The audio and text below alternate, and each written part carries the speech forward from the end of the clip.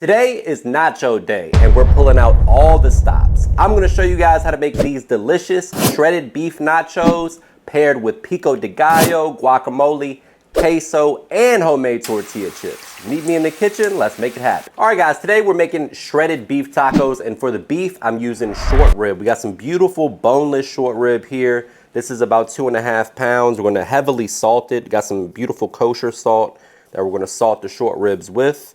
I like to only season my short ribs or pot roast or anything that we're gonna braise with just salt, because you wanna get a good sear without really burning up all the seasoning. So things like black pepper and other spices tend to burn at high heat. So you're gonna end up burning up all your spices and they can kind of put off a bitter taste.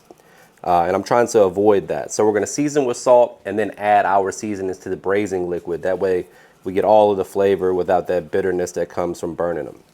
So the key here is to heavily salt these short ribs. We're gonna sear them up. We're gonna prep our veggies. We got some beautiful chilies here. We got dried ancho chili, some Chiles California. We got garlic, we got onions, we got celery, we got carrots. Let me know in the comments what your favorite snack is. Nachos are definitely in the top for me. All right guys, so this step is super important. It's very critical to get a good sear on anything that you're gonna braise, because it's gonna add color, texture, and flavor to your meat. Nothing worse than a gray piece of pot roast or short rib. So we're gonna get some beautiful color on the exterior of the short rib, then remove it, add in all of our flavor components for our braising liquid. You can do this in the oven at 325 for about 3.5 hours, or you can do it in a pressure cooker in about an hour. Once your skillet gets nice and hot, add some oil, preferably something with a high smoke point. Once it gets warm, we're gonna go ahead and add in our short ribs. You want to press down to make sure they're making good surface area contact with the skillet. That's going to ensure you get an even sear or crust.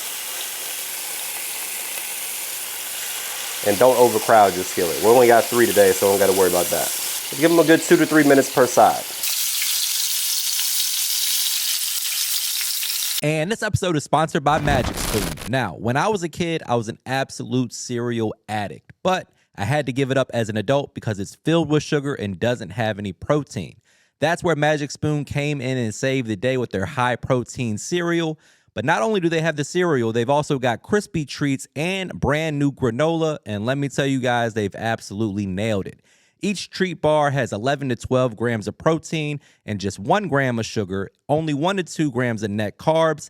That's the perfect snack when I'm on the go and need something that actually fuels me without tasting like cardboard. And the granola, 13 grams of protein, 0 added sugar, and flavors like honey, almond, and peanut butter that are straight up addictive. Whether you're watching your carbs like me or just want something delicious that fits into your lifestyle, Magic Spoon's got you covered. It's not chewy or sticky like other bars. It's crunchy, light, and legitimately delicious. I'm a huge fan of Magic Spoon, and I think you'll like them too, so go ahead and hit the link in the description or go to magicspoon.com/makeithappen.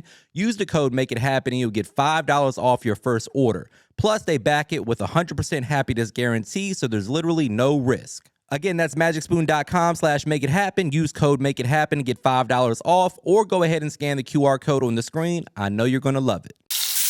All right, so I went ahead and killed the heat, removed the short ribs. That way we don't scorch our veggies. But as you can see in there, it's not burnt. So if we would have seasoned the short ribs as well as most of us would like to, that oil down there would be all burnt up and bitter tasting.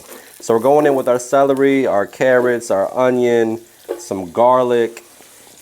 The heat back on. Move this around. Start to wake up the flavors. At that point, once this is sauteed for a minute or two, we're gonna go ahead and add in our tomato paste, our beef broth, add in the dried chili so they can rehydrate and start to open up and release their flavor.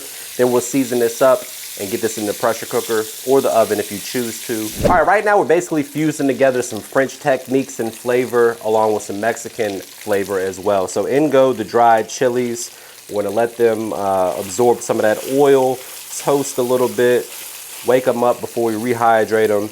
Also a good time to go ahead and start to season everything. I hit it with my AP seasoning, some oregano, about a tablespoon of that. Let that, work itself into the oil as well. The spices will bloom a little bit and really enhance the flavor. Some chili powder, cumin, and a packet of sazon. Then we're going in with 4 cups of beef broth.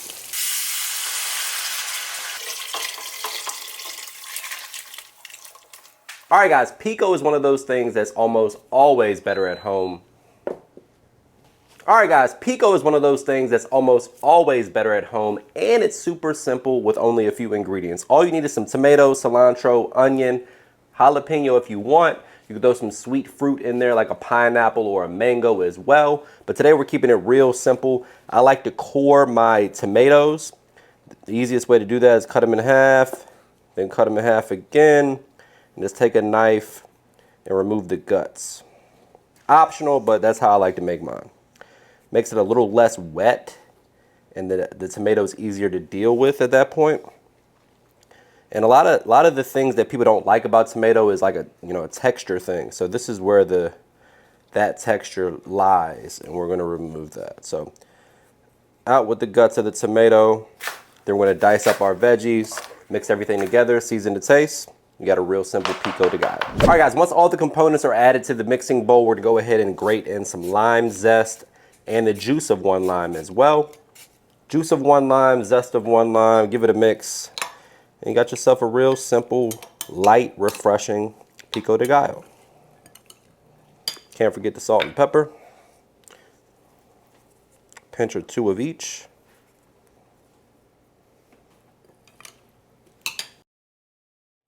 Next up, it's guacamole time. So we have 3 ripe avocados. You can tell they're ripe by the touch. You want to be able to you should see your thumbprint. It shouldn't go all the way through the avocado, but you should be able to see your thumbprint in it. That indicates that it's nice and soft. Also, if you pop this off, you should see nice and green. Looks like we already did that, so that's not going to work for these particular avocados. But that's a couple ways you can tell that they're ripe. Some stores sell like the guaranteed ripe ones. I'm not exactly sure how they do that, but I've seen them at grocery stores, so that's another option. Nice avocados here. You want to take your knife, press it into the seed, and then remove it like that. Easiest way to do that in my opinion. Just be careful, you don't want to cut yourself, so don't rush through this process.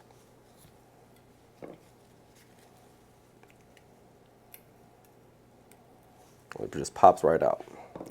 Then we're just going to squeeze the avocados into the bowl. We're going to add cilantro, red onion, a little jalapeno, and then we're going to season it up, mash it to your desired consistency. You got guacamole. All right, so when you're frying homemade tortillas, you want to use corn. We're going to cut them in quarters like you see right here. If you want them smaller, that's totally up to you. We want the oil to get to 350 degrees, and then we're going to gently place our corn tortillas into the oil. These fry super fast, guys, like 45 to 60 seconds.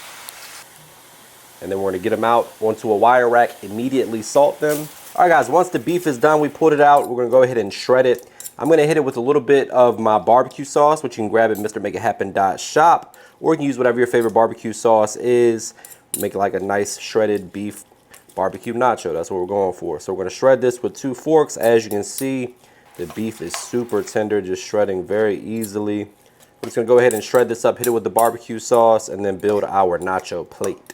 All right, so one of my pro tips when I'm making homemade nachos, other than of course frying your own tortilla chips, is I like to add some shredded cheese and whatever protein I'm using, especially if something like barbecue beef is going to go into the oven. The cheese is going to melt and the beef is going to get nice and crispy. Obviously, it'll be nice and warm as well. Pop it in the oven at 350 for about 4 to 5 minutes until the cheese is melted. Everything is bubbly and beautiful. All right, guys, let's talk nacho toppings. At this point, it's all fair game. Whatever you like, you can throw some beans on there, black olives, raw onions, anything like that works.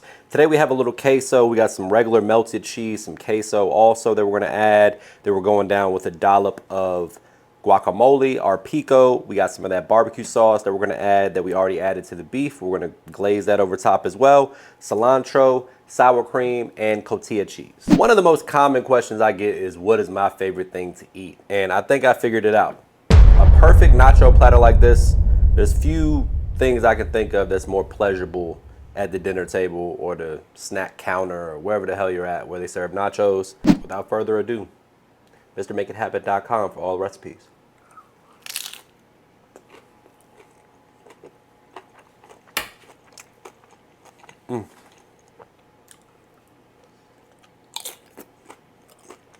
If somebody were to start a cult and they offered this to me at the meeting, I'd probably sign up.